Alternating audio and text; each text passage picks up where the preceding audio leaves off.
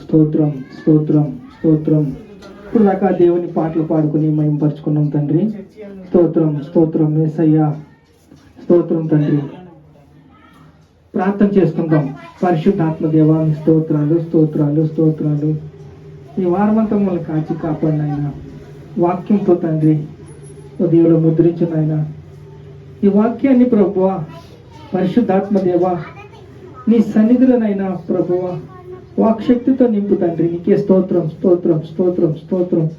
ఘనత మహిమ ప్రభావాలు నీకే చెల్లిస్తున్నాం తండ్రి. ఆమేన్. యెహోషువ గ్రంథము 10వ అధ్యాయం 38వ వచనం.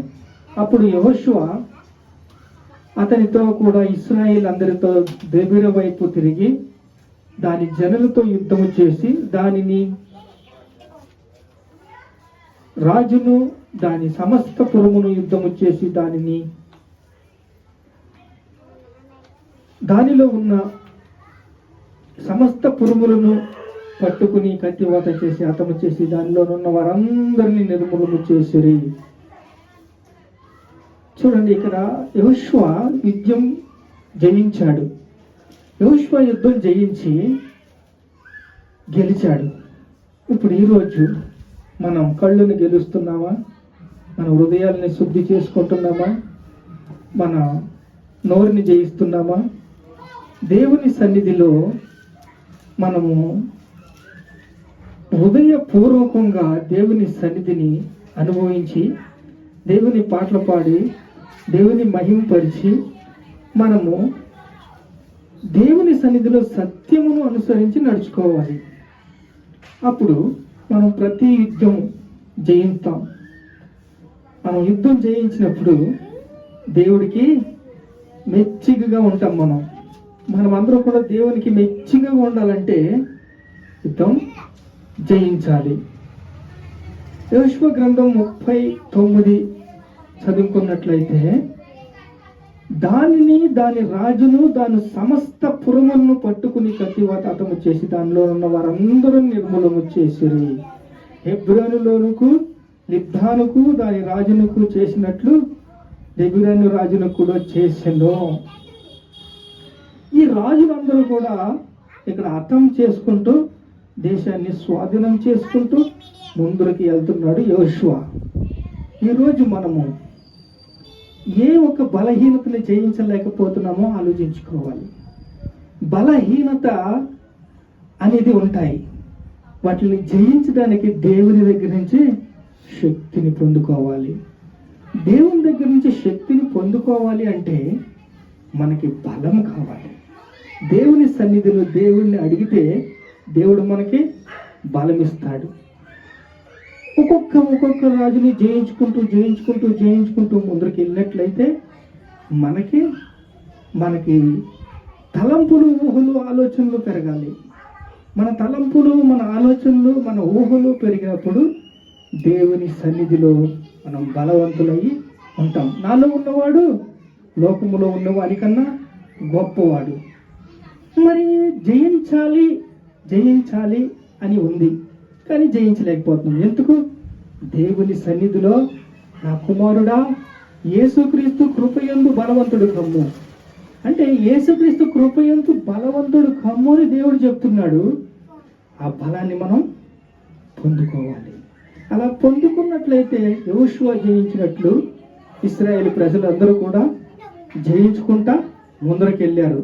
వీళ్ళు ద్వితీయోపదేశ కాండంలో ఏం చేశారు? జయించారు. కానీ వీళ్ళు పితరులు సంఖ్యాకాండం 13వ అధ్యాయంలో అయితే వీళ్ళు జయించలేకపోయారు. అరణ్యంలో రాలిపోయారు. మాటకి పాపం చేసి పడిపోతూ ఉన్నారు. ఇప్పుడు కళ్ళు నోరు శరీరమును జయించాలి. ఈ శరీరాన్ని జయించాలి అంటే నీ శరీరమే నీకు శత్రువు అన్నది మర్చిపోవద్దు. ఈ శరీరమే నీకు శత్రువు. ఈ శరీరాన్ని జయించి నువ్వు ప్రార్థన పరుడు అయితే నువ్వు ఒక్కొక్క ఏరియాని జయించుకుంటా ముందరికి వెళ్తావు.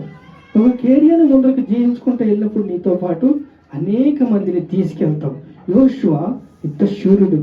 సూర్యుడిని ఆపేశాడు, చంద్రుడిని ఆపేశాడు. ఒక రోజంతా కూడా గగ్గలాడిపోయారు. ఎందుకు? యుద్ధం జరిగించాలంటే సమయం కావాలి. ఆ సమయం కావాలంటే ఆపేశాడు. ఆపేసి యుద్ధాన్ని జయించాడు. అనేక రాజుల్ని 31 మంది రాజుల్ని మార్చాడు. అలాగా మనము ఈరోజు పోరాడుచున్నది ఆకాశ దురాత్మ సమూహములతోనూ, లోకనాథంతోనూ, ప్రధానులతోనూ, అధికారులతోనూ. అది మన సంగతి మర్చిపోవద్దు. మనం జయించాలి అంటే లూకాసు వార్త 11:21 పర్ఫెక్ట్గా రాసి పెట్టాడు. చూడండి, లూకాసు వార్త తీయండి. 11వ అధ్యాయము లూకాసు వార్త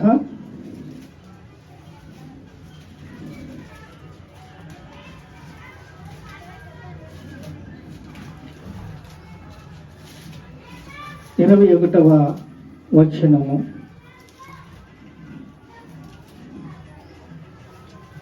బలవంతుడు ఆయుధములు ధరించుకుని తన ఆవరణములో కాచుకున్నప్పుడు అతని సొత్తు భద్రముగా ఉండును. బలవంతుడు ఎవరు? ఈ లోక అపవాది బలవంతుడు, వాడి పేరు. బలవంతుడు ఆయుధములు ధరించుకుని తన ఆవరణములో కాచుకుని అతని సొత్తు భద్రముగా ఉండును.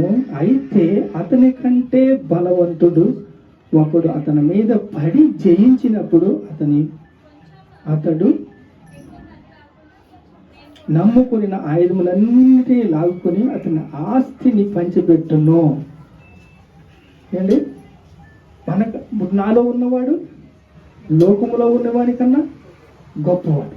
ఇప్పుడు మనము జయిస్తే, ఆ బలవంతుణ్ణి మనం జయించినట్లయితే ఏంటండి మనకి జయించినప్పుడు అతని ఆస్తిని అంతా కూడా పట్టుకుంటామంట. మనం ఊహలు తలంపులు మారాలి. మన ఊహలు తలంపులు ఎప్పుడైతే మారుతాయో మనం పట్టణాలని స్వాధీనం చేసుకుంటాం. ఇప్పుడు పట్టణాలను స్వాధీనం చేసుకోవాలంటే పట్టణం, ఇందాక పాట పాడాం చూడండి, పట్టణం పట్టుకున్నట్టు కంటే హృదయం కట్టుకొనటం మేలు. ఈ హృదయం బాగుంటే, హృదయ శుద్ధిగా ఉంటే అవన్నీ ఆటోమేటిక్గా జరుగుతాయి. ఇప్పుడు హృదయం నిండిన దాన్ని బట్టి నోరు మాట్లాడుతుంది. ఇలా నోరు మాట్లాడినప్పుడు జీవ జల నదులు నీ హృదయంలోంచి వస్తాయి. ఇప్పుడు జయించాలి అని మనం ప్రకటన గ్రంథము 3వ అధ్యాయం తీయండి. జయించేవానికి జీవ కిరీటం వస్తుంది. జయిస్తే మనకి జీవ కిరీటం. అంతేకాదు, జయించేవారికి సమస్తము మనకి దేవుడు గిఫ్ట్గా పెట్టాడు. అక్కడ చూడండి, నేను మా తండ్రి వల్ల అధికారం పొందినట్లు జయించుచు అంతము వరకు నా క్రియలు జాగ్రత్తగా చెయ్యువానికి జనుల మీద అధికారం ఇచ్చేదను. ఏంటంటే 2వ అధ్యాయము